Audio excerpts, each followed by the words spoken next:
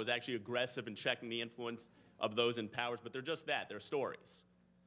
Too often the media today are the getaway drivers in the bank heist that's going to bankrupt our children and grandchildren, and they're the chief cheerleaders for the divisiveness that has caused gridlock in Washington. But anyway, that's a story for another day, though it does explain why Al Sharpton is about to get a TV show on MSNBC.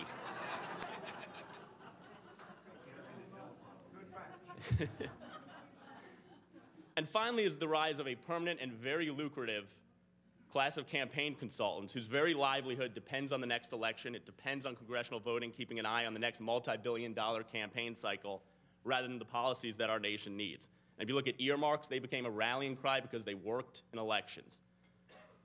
You look at the Crusader tank program, which was a wasteful tank that was designed with good merit when the Cold War was going on and we might have fights across the plains of Europe, and the number of years and the pain and suffering that Don Rumsfeld went through to kill that program because it had a built-in political constituency.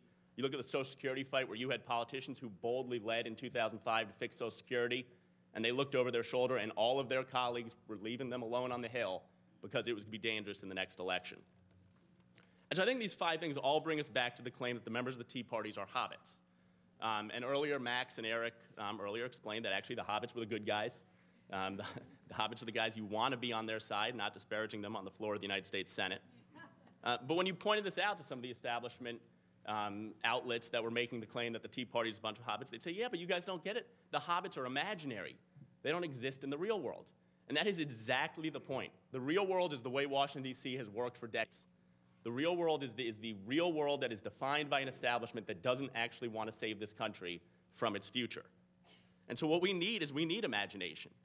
We need people who are willing to say that saving the country from the tsunami of spending that's coming our way is what we should be, that the consolidation of power in Washington, D.C. and away from the states is what we need to be doing, that the destruction of the little platoons of society, who are the actual entities that should be taking care of the elderly and the poor and the sick, that they are being weakened by an oppressive government in Washington that views itself as the solution to all of our problems. Business as usual in America will lead to a slow decline towards the moribund societies that we see in Europe, or worse, if you don't accept the premise that Western civilization can handle the collapse of America in the same way we're dealing with the collapse of Greece, it could be far worse than America becoming Europe. But the American people have the imagination to return America to our status as the most prosperous and free nation that God has ever given to man. All of you who are involved in RedState.com and Heritage Action have the imagination to save our nation. I hope any of you who are not part of Heritage Action will either seek me out or my colleague Jessica Anderson is here, or if not, visit our website, heritageaction.com. But let's be very clear, the forces stacked against us are incredibly powerful. It's reported that in the next couple of months, $20 billion will be spent by lobbyists in Washington, D.C., lobbying the Congressional Supercommittee to preserve the status quo and continue to grow government year after year after year. We have an existential fight ahead of us that will take more than elections to win, but it is a very real and a very important fight. Thank you all for being engaged in it. It's not going to be a fight that is always as fun as this conference has been, but it is never going to be boring. Thank you.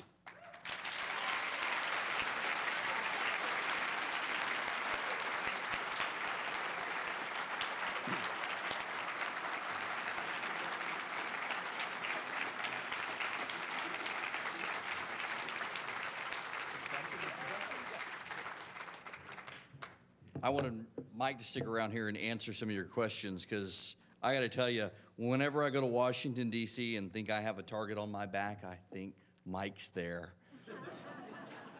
Questions? Well, I want to make a question statement. Judy? I'm from Atlanta. I had a conversation with Saxby Chambliss, our esteemed senator, and I'm Me too. conservative, in May. And I said, Saxby, you're not conservative enough for us, the Tea Party, the people, we. Yes. And he shrugged his shoulders and said, I have the best voting record from anyone. That's what we have to defeat.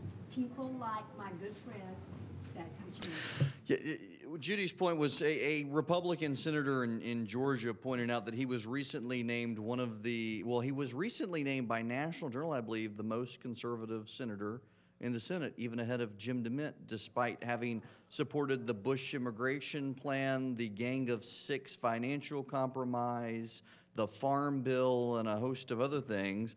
And I just wanted to point out one of the things Mike said about how there were so few people who scored so well on Heritage Action scorecard.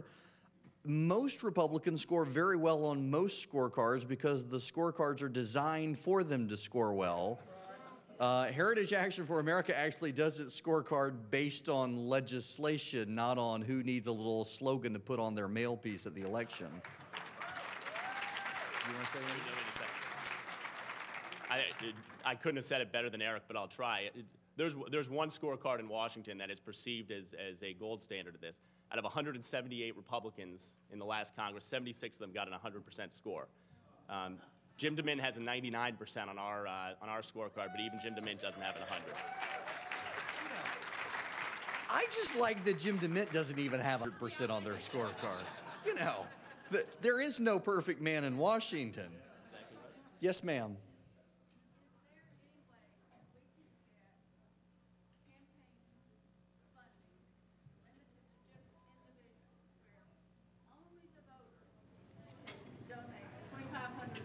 To the candidate of their choice, and nobody else. Only the American citizens. No businesses, no lobbyists, nobody else. Yeah, I think sunshine is actually the best disinfectant on this. And so I think everybody should be able to give. They should be able to give as much money as they want, but it has to be posted there. And I tell you, if they did that, we'd put out a scorecard for funding, and we'd say, well, how is it that this organization gives all this money to Senator so-and-so, and he just coincidentally always votes for them? I think that transparency has been, Eric talked in his introduction about the whining and the gnashing of the teeth that we get over our scorecard. When you point out to people that you're a member of Congress from a landlocked state, there are no beaches in your state, and you voted for a beach replenishment project, maybe it makes sense. Alan West voted for a beach replenishment project. He's in Palm Beach. There are beaches there, and maybe you can excuse him that one sacrifice of principle. If you're from a landlocked state, there is absolutely no excuse for voting for beach replenishment projects, and you should be held accountable for that. So I think on campaign finance reform, I think on voting, I think on all these issues, if the information is out there in a transparent way, it's not being stolen by people who are forced to join labor unions and then siphoned into the Democrat Party. If you can put the information out there in a transparent way, all of us, who at the end of the day are the people who vote, can hold our members of Congress accountable. And so that's the way that I would go about campaign finance reform. First of all, Mike, that's outrageous. I mean, John Kerry is in a landlocked state of Pennsylvania, but he's got 5 beach houses. You can't expect him to oppose a beach replenishment program. Exactly right. Yes, sir, right there in the cap. A little bit of how you put together your scoring machine. I've worked with, like, iCaucus, and we were back and forth trying to figure out if you vote for a resolution that's amended to this, that screws up this bill. Do we weigh it this way or weigh it that way? Could you give us some idea how you came about the score, or is it just straight up, did you vote yes or no, plus, minus, more? It's, we've looked at this point at about 45 votes that have happened, and I think one of the advantages that we have, first off, we have 6 people on our staff who are always on Capitol Hill, so they know the amendments and the votes that are coming up. But we have the Heritage Foundation, which is a think tank and has done research on all of this. And there was a vote a couple months ago on a firefighter grant program, which is the type of thing that sounds great, who's against firefighters. But the Heritage Foundation had done a study in 2006 on this program. And they looked at all the fire departments across America that got funding from the federal firefighter grant program and all the fire departments that didn't. And they found absolutely no difference in outcomes, firefighter safety, civilian safety, property damage that was done. No outcomes at all. This is wasteful money. There is, regardless of whether the federal government should even be giving money to local fire departments for exercise equipment, even if you think they should, this is just a program that doesn't work. We had a Republican who decided that it would be a smart idea to put an amendment up there to double the funding for this firefighter grant program. I'm sure he's already written the campaign ads about how he's on the side of firefighters. Only 86 Republicans voted against it. So that's how we go about our scorecard. We look at these votes that are telling, that show the difference. You know, the Paul Ryan budget is a fantastic budget. It's on our scorecard. It's a big step in the right direction. It's not perfect, but it's a big step in the right direction. That should be on our scorecard, but every Republican voted for it. You also need to have a scorecard that shows the difference between somebody who's willing to say, I'm going to stand up and vote against a firefighter grant program that maybe it can be maliciously used against me in a campaign, but it's the wrong thing, it's not the role of the federal government, and it's wasteful. And so we also look for those types of votes and utilize the research that Heritage has done to be able to make the case to members of Congress. There's no excuse. This isn't just an ideological fight. There is no excuse to vote for this program, and that's how we go about our scorecard. I'm afraid we've got to cut it short there and get folks out of the room. Mike Needham from Heritage Action for America. If you haven't been to their website, please go to Heritage Action's website. Thank you, sir. Are you going to be around tonight? I'm going to be, Kirsten and I are playing golf.